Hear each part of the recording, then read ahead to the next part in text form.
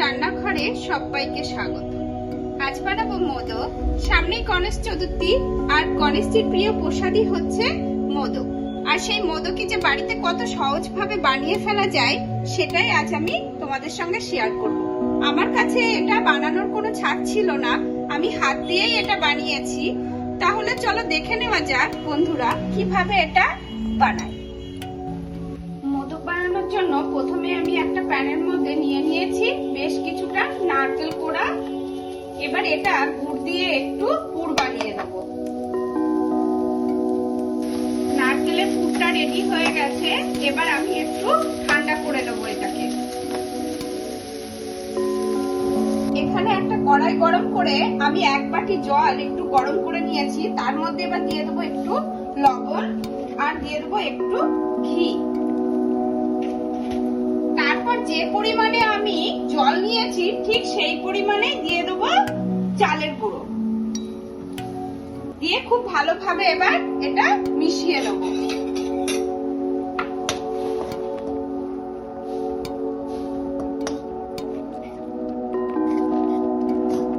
এটা মেশানো হয়ে গেছে, এবার কিছুক্ষণের জন্য আমি এটা ঢাকনা দিয়ে রেখে দেবো।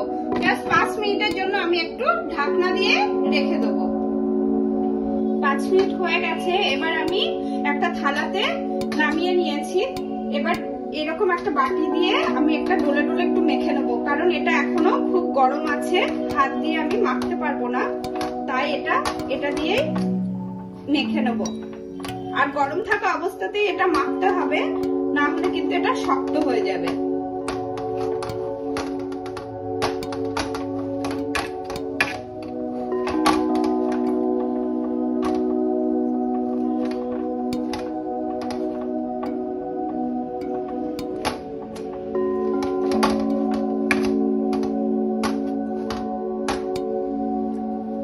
একটু ঠান্ডা হয়ে গেছে, এবার আমি এর মধ্যে দিয়ে দেবো একটু ঘি, দিয়ে হাত দিয়ে আমি এটা 10 মিনিট মতো মেখে নেব ভালোভাবে।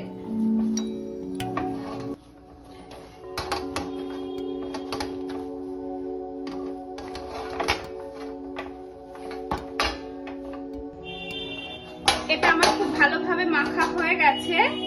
এবার আমি একটা ভেজা কাপড় দিয়ে এটা একটু ঢেকে রাখবো, আর হাতে নিয়ে নেবো একটু ঘি, নিয়ে এর থেকে একটু লেচি নিয়ে আমি ঠিক এইভাবে গোল করে নেব। পাতলা করে একটু গোল করে নিতে হবে।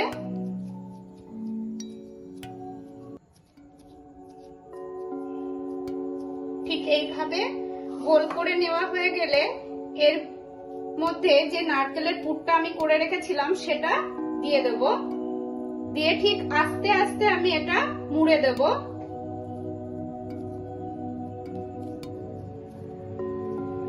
ঠিক এইভাবে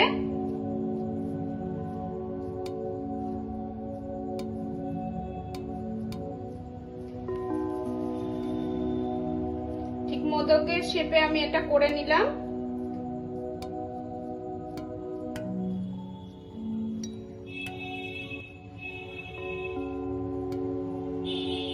এইভাবে তারপর একটা এরকম কাঁটা চামচ দিয়ে আমি ঠিক এইভাবে এটা দাগ দিয়ে নেব।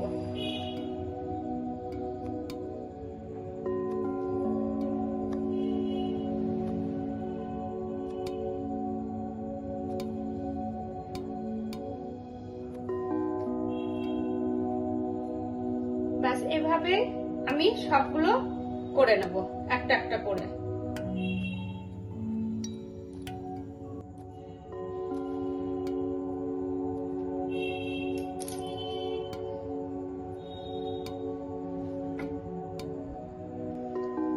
সমস্ত মোদকগুলো আমি এখানে তৈরি করে নিয়েছি।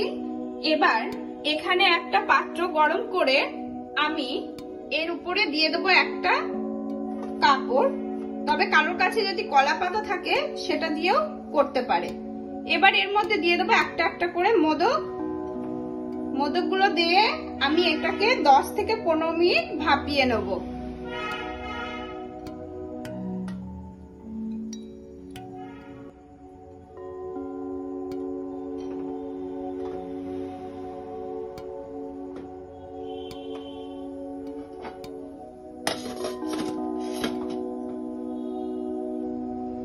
মোদকগুলো ভাপানো হয়ে গেছে, এবার একটু ঠান্ডা হলেই আমি এগুলোকে একটা পাত্রে নামিয়ে নেবো।